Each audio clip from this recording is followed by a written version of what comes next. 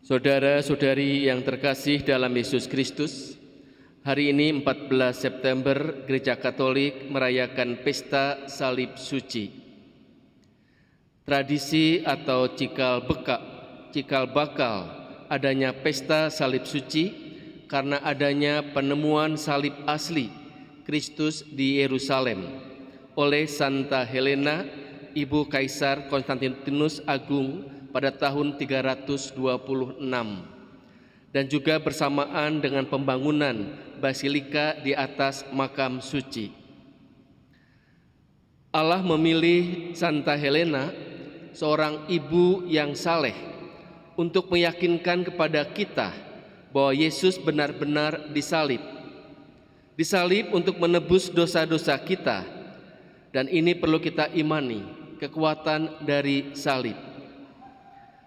Apa yang menarik untuk kita renungkan dalam Injil hari ini mengenai percakapan yang mendalam antara Yesus dan Nikodemus, percakapan rohani yang sangat dalam.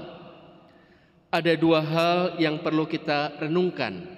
Yang pertama adalah mengenai anak manusia, yaitu Yesus sendiri yang turun dari surga itu karena kasih Allah, kasih Bapa yang begitu besar kepada manusia, kepada kita, memberikan anaknya yang terkasih, yang tunggal, agar manusia tidak mengalami kebinasaan, tetapi memperoleh hidup yang kekal.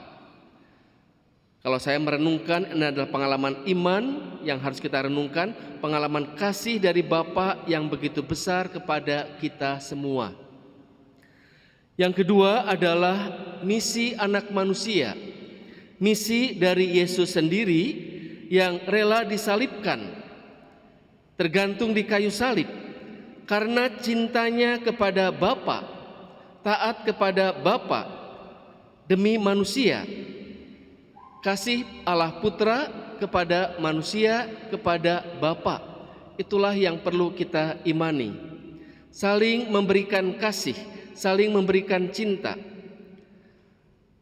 Pesta Salib Suci ini, kalau kita sungguh-sungguh merenungkan, itu adalah pengalaman kasih Allah, kasih Putra yang dijalankan dengan total, kasih yang tulus, kasih yang tanpa pamrih.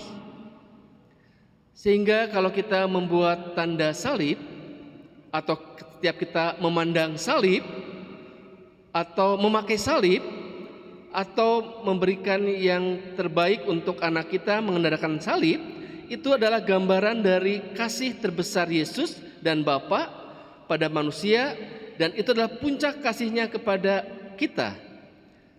Sehingga ketika kita mengalami suatu penderitaan, mengalami salib, ketika kita mengalami suatu ketakberdayaan, maka ketika kita membuat tanda salib, sebetulnya kita mengandalkan kekuatan kasih Bapa, mengandalkan kekuatan kasih Putra. Kadang-kadang dalam pengalaman-pengalaman salib, pengalaman-pengalaman penderitaan, kita inginnya melarikan diri. Tetapi mari kita mencoba ketika kita mengalami suatu penderitaan, kita membuat tanda salib atau melihat salib yang ada korpusnya, itu adalah lambang kasih Yesus yang tidak akan meninggalkan kita berjalan sendiri. Maka pengalaman penderitaan itu mari kita satukan dengan pengalaman kasih dari Bapa, dan Tuhan akan membantu kita. Salib adalah sarana keselamatan bagi manusia. Salib adalah jalan kekudusan, kemurnian untuk kita.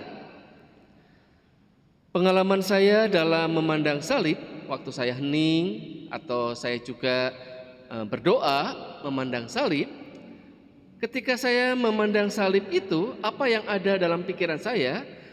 Yang ada adalah itu semua merupakan kerendahan hati Yesus yang terbesar, dan dalam situasi Yesus yang tersulit, dalam situasi Yesus kehabisan darah, kelelahan, tak berdaya, Yesus tidak menyalahkan siapapun. Ketika saya merenungkan, mengapa saya harus menyalahkan orang lain?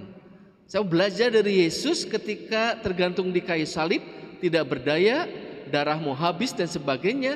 Yesus tidak menyalahkan siapapun. Bahkan Yesus tidak sedetik pun membenci orang-orang yang menyakitinya di depannya.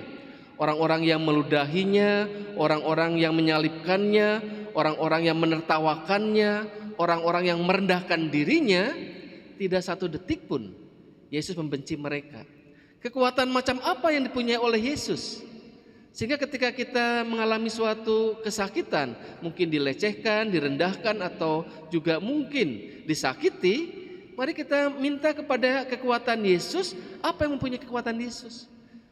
Dan jawabannya bagi saya adalah karena kasih kepada manusia, kepada Bapa, Yesus rela menjalankan itu semua.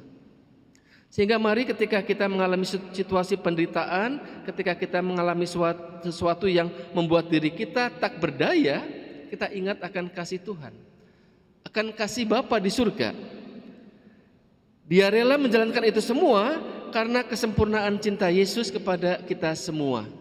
Sehingga hari ini mari bagi kita semua yang sedang mengalami kesulitan relasi kepada anak-anak kita, kepada suami kita, kepada istri kita, kepada orang-orang yang kita cintai, mari kita belajar dari Yesus. Kita minta kepada Yesus pengalaman cinta, pengalaman kasih, supaya kita juga bisa berelasi kembali dengan orang-orang yang kita cintai, bahkan orang-orang yang juga memusuhi kita. Mari kita hening sejenak.